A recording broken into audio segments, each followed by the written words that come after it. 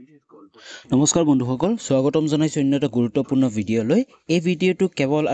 ৰিভিজনৰ কাৰণে হয় তোমালোকে যিমানখিনি পঢ়িলা যেহেতু অহাকালি এক্সাম আছে তো এই ভিডিঅ'টো কিছুমান ইম্পৰ্টেন্ট যোনকিটা কোৱেশ্চন আছিল কিছুমান তোমালোকে চাই যাবা হয়তো তোমালোকে জানাই জাস্ট তোমালোকে ভিডিঅ'টো চাই লোৱা যাতে তোমালোকৰ ৰিভিজন হৈ যায় ওকে এছএছ সেকেন্ড ইয়াৰ স্বদেশ অধ্যয়ন ইম্পৰ্টেন্ট কোৱেশ্চন ফৰ ৰিভিজন আৰম্ভ কৰো প্ৰথম 1 নম্বৰ কোৱেশ্চনটো চোৱা উত্তৰ পূৰ্বাঞ্চলৰ প্ৰদেশসমূহ কি অথবা উত্তৰ পূৰ্বাঞ্চলৰ ৰাজ্যসমূহ কি সকলোৱে জানা তথাপিতো তোমালোকে চাই লোৱা ৰাজ্যসমূহ কি অৰুণাচল প্ৰদেশ আছিল অসম মণিপুৰ মেঘালয় মিজোৰাম নাগালেণ্ড ত্ৰিপুৰা আৰু ছিকিম টোটেল 8খন ৰাজ্য আছে দেই টোটেল আমাৰ 8খন ৰাজ্য আছে উত্তৰ পূৰ্বাঞ্চলৰ নেক্সট কোৱেশ্চনটো চোৱা 2 নম্বৰ কোৱেশ্চনটো উত্তৰ পূৰ্বাঞ্চলৰ চৌপাশে থকা বিদেশী ৰাষ্ট্ৰসমূহ কি যি আমাৰ নৰ্থ ইষ্ট আছে উত্তৰ পূৰ্বাঞ্চলৰ চৌপাশে থকা যি বিদেশী ৰাষ্ট্ৰবোৰ বিদেশী দেশবোৰ কি আছিল অপচন কিটা চোৱা নেপাল ভূটান চীন म्यांमार বাংলাদেশ হয় নেপালটো কিন্তু যি ছিকিম আছে হয় ছিকিম মনত ৰাখিবা যেনেকৈ আমাৰ উত্তৰ পূৰ্বাঞ্চলটো আছিল হয়নে উত্তৰ পূৰ্বাঞ্চল এখিনি ছিকিমটো আছিল তো এখিনি আমাৰ কি আছিল নেপালটো আছিল তো নেপালটো কি হয় উত্তৰ পূৰ্বাঞ্চলৰ গাতে লাগি থকা এটা বিদেশী ৰাষ্ট্ৰ ওকে নেক্সট কোৱেশ্চন আগবাঢ়ো কোৱেশ্চন নম্বৰ 3 টো চোৱা উত্তৰ পূৰ্বাঞ্চলৰ অসমৰ অৱস্থিতি কেনেকুৱা অসমৰ অৱস্থিতি মনত ৰাখিবা 24 ডিগ্ৰী 7 মিনিট উত্তৰ আৰু 28 ডিগ্ৰী 0 মিনিট উত্তৰ অক্ষাংশ আৰু 89 ডিগ্ৰী 5 মিনিট পূব আৰু 96 ডিগ্ৰী 1 মিনিট পূব দ্ৰাঘিমাংশ তো তোমালোকে যি অসমৰ অৱস্থিতি আছে অৱস্থিতিৰ দ্ৰাঘিমাংশ অক্ষাংশ তোমালোকে ভালকে চাই যাবা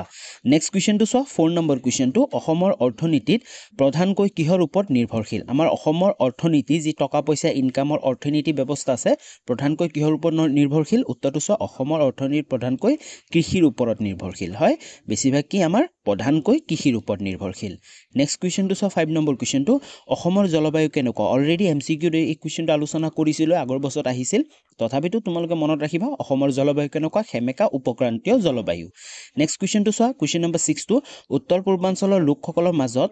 সাতভনীৰ বুলি কোন কেইখন প্ৰদেশ জনাজাত বা কোন কেইখন ৰাজ্য জনাজাত এনেকে দিব পাৰে জাস্ট প্ৰদেশ বুলিও দিব পাৰে হয়নে তো কোন কেইখন ৰাজ্যক সাতভনী দেশ বুলিও কোৱা হয় মনত কৰিবা ইয়াতে কিন্তু ছিকিমটো নাহে কাৰণ ছিকিমটো 2002 চনতহে আমাৰ উত্তৰ পূৰ্বাঞ্চলৰ লগত কি হৈছে সংলগ্ন হৈছিল তো সাতভনী দেশ বুলি ক'লে ছিকিমৰ বাহিৰে বাকি যিমানটা 7টা ৰাজ্য আছে 7টা ৰাজ্যৰ নাম লিখি দিলে হৈ যাব অৰুণাচল প্ৰদেশ অসম মণিপুৰ মেঘালয় মিজোৰাম নাগালেণ্ড আৰু ত্ৰিপুৰা নেক্সট কোৱেশ্চন আগবাঢ়ো কোৱেশ্চন নম্বৰ 7 টো চোৱা কোন কেইটা বিদেশী ৰাষ্ট্ৰই উত্তৰ পূৰ্বাঞ্চলৰ চাৰিওফালে বেৰি আছে অলৰেডি আলোচনা কৰিলো নেপাল ভূটান চীন म्यांमार আৰু বাংলাদেশ নেক্সট কোৱেশ্চন 8 নম্বৰ কোৱেশ্চনটো চোৱা ব্ৰহ্মপুত্ৰ নদীৰ দুটা বিশেষত্বৰ উল্লেখ কৰা ব্ৰহ্মপুত্ৰ নদীৰ দুটা বিশেষত্ব কি আহি যাব পাৰে তো ইয়াৰ উত্তৰটো চোৱা ব্ৰহ্মপুত্ৰ নদীৰ দুটা বিশেষত্ব হ'ল ব্ৰহ্মপুত্ৰৰ বুকুতে পৃথিৱীৰ সৰ্ববৃহৎ নদীদ্বীপ মাজুলী অৱস্থিত হয় পৃথিৱীৰ সকলোতকৈ সৰ্ববৃহৎ নদীদ্বীপ কোনটো মাজুলী তো এটা বিশেষত্ব কি ব্ৰহ্মপুত্ৰৰ বুকুতে আছে কি পৃথিৱীৰ সৰ্ববৃহৎ নদীদ্বীপ মাজুলীৰ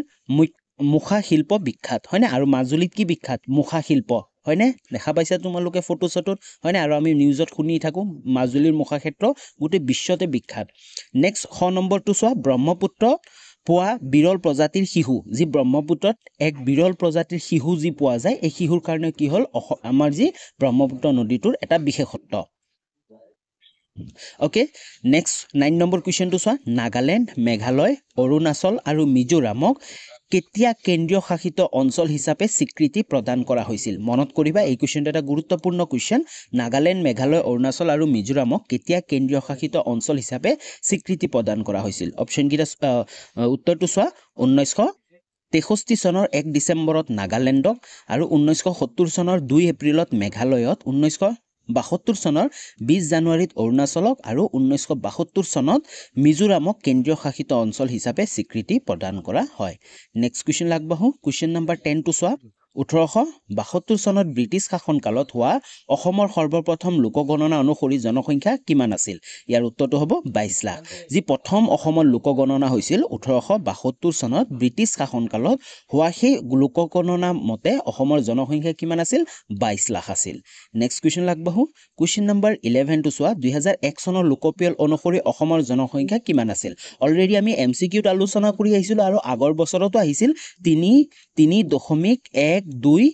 1 2 কোটি বুলি অপশনত আছিল হেতু আছিল কারেক্ট आंसर কিন্তু যদি আমাক সম্পূর্ণ নাম্বারটো লিখিব দিয়া তেনেহলে তোমালোকে এটো লিখিব লাগিব সো 3 কোটি 12 লাখ 5,576 গৰাকী ওকে মনত ৰাখিবা তোমালোকে নেক্সট কোৱেশ্চন লাগবাহু 12 নম্বৰ কোৱেশ্চনটো চোৱা অসমৰ মাটিকালি ভাৰতবৰ্ষৰ মুঠ মাটিকালিৰ কিমান শতাংশ ইয়াৰ উত্তৰটো হ'ল 2.4 শতাংশ নেক্সট কোৱেশ্চন লাগবাহু কোৱেশ্চন নম্বৰ 13 টো চোৱা কোনো এটা অঞ্চলত জনসংখ্যা বৃদ্ধিৰ হাৰ কি কাৰণত হ'ব পাৰে যিকোনো এটা অঞ্চলত জনসংখ্যাৰ বৃদ্ধিৰ হাৰ বা বৃদ্ধিৰ হাৰ কি কাৰণ হ'ব পাৰে অপচন গিটা চোৱা উত্তৰটো চোৱা জন্মৰ হাৰ আৰু মৃত্যুৰ হাৰৰ ওপৰত নিৰ্ভৰ কৰে হয় কিহৰ ওপৰত নিৰ্ভৰ কৰে জন্মৰ হাৰ যদি জন্মৰ হাৰ বৃদ্ধি হয় কোনবা এটা অঞ্চলত তেনেহলে কি হ'ব জনসংখ্যা বৃদ্ধি পাব আনফালে মৃত্যুৰ হাৰ যদি বৃদ্ধি হয় তেনেহলে জনসংখ্যা কমি যাব মৃত্যুৰ হাৰ যদি কমি যায় তেনেহলে জনসংখ্যা বৃদ্ধি পাব ওকে তোমালোকে কনফিউজ নহবা তোমালোকে ধুনিয়াকে লিখি লবা নেক্সট কোৱেশ্চন নম্বৰ 14 টো চোৱা 2011 চনৰ লোকপিয়ল তথ্য অনুসৰি অসমত ইছলাম ধৰ্মী লোকৰ সংখ্যা কিমান আছিল হয় এটা গুৰুত্বপূৰ্ণ প্ৰশ্ন 2011 চনৰ লোকপিয়ল তথ্য অনুসৰি অসমত ইছলাম ধৰ্মী লোকৰ সংখ্যা কিমান আছিল ইয়াৰ উত্তৰটো হ'ল 2011 চনৰ লোকপিয়ল তথ্য অনুসৰি অসমত ইছলাম ধৰ্মী লোকৰ সংখ্যা সৰ্বমুঠ 1 কোটি 6 লাখ কিমান আছিল 1 কোটি 6 লাখ নেক্সট কোৱেশ্চন লাগবাহু কোৱেশ্চন নম্বৰ 15 টো চোৱা জৈৱ বৈচিত্ৰ্য শব্দটো কোনে আগবঢ়াইছিল এটা অতি গুৰুত্বপূৰ্ণ প্ৰশ্ন জৈৱ বৈচিত্ৰ্য শব্দটো কোনে আগবঢ়াইছিল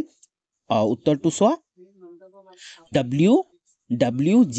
Rosen কিমান চনত 1985 ওকে নামটো তোমালোকে চাই লবা W.G. Rosen আগবঢ়াইছিল জৈৱ বৈচিত্ৰ্য শব্দটো নেক্সট কোৱেশ্চন লাগবাহু কোৱেশ্চন নম্বৰ 16 টো চোৱা জৈৱ বৈচিত্ৰ্য শব্দটো কোনে প্ৰথমে ব্যৱহাৰ কৰিছিল আৰু আগবঢ়াইছিল W.G. Rosen কিন্তু কোনে ব্যৱহাৰ কৰিছিল এডৱাৰ্ড উইলিয়ামে ওকে এডৱাৰ্ড উইলিয়াম কিমান চনত 1988 চনত কি কৰিছিল প্ৰথমতে ব্যৱহাৰ কৰিছিল নেক্সট ওকে নেক্সট কোৱেশ্চন লাগবাহু কোৱেশ্চন নম্বৰ 17 টো চোৱা ৰেড ডাটা বুক নামৰ গ্ৰন্থখন কোনে প্ৰকাশ কৰিছিল যি ৰেড ডাটা বুলি কোৱা হয় ৰেড ডাটা বুক নামৰ গ্ৰন্থখন কোনে প্ৰকাশ কৰিছিল ইয়াৰ উত্তৰটো হ'ব IUCN কোনে IUCN তোমালোকে মনত কৰিবা এতিয়া তোমালোকে ভাবিব পাৰা যে IUCN মানে কি আছিল হয়তো যি সকলে পঢ়িছে সেই সকলে জানে IUCN মানে কি IUCN ৰ সোৱা সম্পূৰ্ণ ফুল ফৰ্মটো চাই লোৱা আহি যাব পাৰে international union for conservation of nature and natural resources IUCN ৰ ফুল ফৰ্মটো কি international union for conservation of nature and natural resources okay next question number 19 টো চোৱা ভাৰতত বৰ্তমান কিমানখন ৰাষ্ট্ৰীয় উদ্যান আছে ইয়াৰ উত্তৰটো হ'ব 90 খন নেক্সট কোৱেশ্চন লাগবাহু কোৱেশ্চন নম্বৰ 20 টো চোৱা চমুকৈ জৈৱ বৈচিত্ৰ্যতা কি একেবাৰে চমুকৈ লিখিব দিছে জৈৱ বৈচিত্ৰ্যতা কি ইয়াৰ উত্তৰটো চোৱা কোনো এটা অঞ্চলত সমূহ জীৱ গোটৰ সমষ্টিকে সেই অঞ্চলটো জৈৱ বৈচিত্ৰ্যতা বোলে হয় জৈৱ বৈচিত্ৰ্যতা মানে কি যিকোনো এটা অঞ্চল আছে সেই অঞ্চলত যিমানবোৰ জীৱ পোৱা যাব হয় না এই জীৱটোকে কি বুলি কোৱা হ'ব সেই ঠাইটো জৈৱ বৈচিত্ৰ্যতা বুলি কোৱা হ'ব বুজি পাইছা নেক্সট কোৱেশ্চন লাগবাহু কোৱেশ্চন নম্বৰ 21 টো চোৱা অসমত পোৱা বান্দৰৰ প্ৰজাতিসমূহ কি হয় এটো এটা গুৰুত্বপূৰ্ণ প্ৰশ্ন হয়তো তোমালোকক জনাই দিব বিচাৰো তোমালোকে জাস্ট ৰিভিজন মাৰি যোৱা অসমত পোৱা বান্দৰৰ প্ৰজাতি সমূহ কি ইয়াৰ উত্তৰটো চোৱা 1 নম্বৰ লাজুকী বান্দৰ খ নম্বৰ হলৌ বান্দৰ গ নম্বৰ সোণালী বান্দৰ ঘ নম্বৰ কেপ ফিট বান্দৰ আৰু ঙ নম্বৰ ফেৰিছ ফিট বান্দৰ আৰু প্ৰথম 6 নম্বৰ হ'ল স্টাম টেইল বান্দৰ ইত্যাদি তো এইকিটা নাম হয় তোমালোকে স্ক্ৰিনশ্বট লৈ ধুনিয়াকে পঢ়িব পাৰা ওকে নেক্সট কোৱেশ্চন লাগবাহু কোৱেশ্চন নম্বৰ 22 টো চোৱা সম্পদ সাধাৰণতে কেই প্ৰকাৰৰ আৰু কি একেবাৰে সহজ সম্পদ সাধাৰণতে কেই প্ৰকাৰ দুই প্ৰকাৰ নৱীকৰণযোগ্য আৰু অনৱীকৰণযোগ্য হয় নৱীকৰণযোগ্য সম্পদ মানে তোমালোকে অলৰেডি জানা আৰু নৱীকৰণযোগ্য যিবোৰ আমি শেষ কৰিব নোৱাৰিম বাৰে বাৰে ব্যৱহাৰ কৰি থাকিব পাৰিম সেইবোৰ নৱীকৰণযোগ্য সম্পদ যেনে বায়ু পানী এবোৰ কি হয় নৱীকৰণযোগ্য সম্পদ আনহাতে অনৱীকৰণযোগ্য যিবোৰ এবাৰ যদি আমি শেষ কৰি দিও সেইটো আৰু কি পুনৰ আমি আৰু নাপাম যেনে কয়লা পেট্ৰলিয়াম এবিলাক কি হয় অনৱীকৰণযোগ্য সম্পদ হয় নেক্সট কোৱেশ্চনটো চোৱা 23 নম্বৰ কোৱেশ্চন অসম কি সম্পদত চহকী এটা ইম্পৰ্টেন্ট কোৱেশ্চন জানি থবা তোমালোকে অসম কি সম্পদত চহকী অসম খনিজ বনজ আৰু জলজ সম্পদত অতি চহকী হয় খনিজ সম্পদ যেনে অসমৰ প্ৰথমত ডিগবৈতে কি পোৱা গৈছিল প্ৰথম অইল ৰিফাইনাৰী হয় নে নাই অইল ৰিফাইনাৰী আৰু কাৰ্বি আংলঙত চুনশিল পোৱা যায় হয় নে বহুত কেইটা কি আছে কয়লা খনিও আছে হয় নে তো তাৰপিছত বনজ সম্পদ বহুত কেইটা কি আছে ৰাষ্ট্ৰীয় উদ্যান অভয়াৰণ্য বহুত কেইটা আছে লগতে জলজ সম্পদ আছে হয়নে ব্ৰহ্মপুত্ৰ নদীৰ বহুতখিনি জলজ সম্পদ আছে হয়নে নেক্সট কুৱেশ্যন আগবাঢ়ো 24 নম্বৰ কুৱেশ্যনটো চোৱা GISৰ ফুল ফৰ্ম কি GIS মনত ৰাখিবা GISৰ ফুল ফৰ্ম হ'ল geographical information system next question আগবাঢ়ো কুৱেশ্যন নম্বৰ 25 টো চোৱা চূণশিল উপলব্ধ প্ৰধান ঠাইবোৰ কি কি হয় অসমৰ বুক কৈছে আসলতে এইখিনি গোটেইখিনি অসমৰ হয় যেহেতু পাঠটোৱে অসমৰ আছিল তো চূণশিল উপলব্ধ প্ৰধান ঠাইবোৰ কি কি আহি যাব পাৰে তো ইয়াৰ উত্তৰটো চাই লোৱা কাৰ্বি আংলঙৰ ভিলাই হয় কাৰ্বি আংলঙত ভিলাইত পোৱা যায় তাৰপিছত কয়লাজান তাৰপিছত শিলভেটা তাৰপিছত চৈনী লাংছ ডিমা হাছাও জিলাৰ উমৰাংছ আৰু